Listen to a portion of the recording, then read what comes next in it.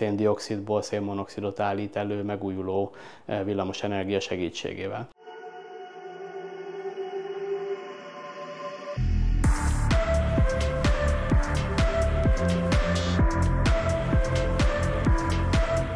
Az e-Chemical Zrt-t 2,5 évvel ezelőtt hoztuk létre, a Szegedi Tudományegyetemen létrejött szellemi alkotásokra alapozva, a szén-dioxid átalakítás ipari méretűvé való fölskálázását megcélozva.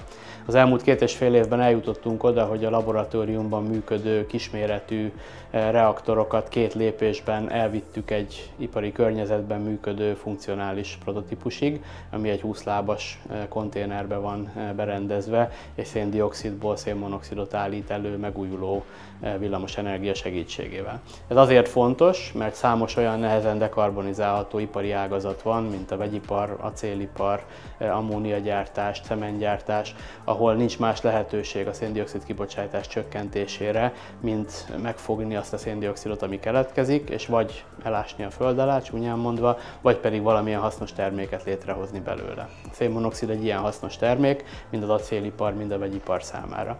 Azok a zöldítési célok, amik szükségszerűek ahhoz, hogy a klímaváltozás hatásait enyhítsük, vagy visszafogjuk, azok nem végrehajthatók akkor, ha nincsenek olyan technológiák, amik lehetővé teszik azt, hogy ez a zöld átállás gazdaságosan történjen, vagy legalábbis ne úgy, hogy a versenyképesség teljesen megszűnik.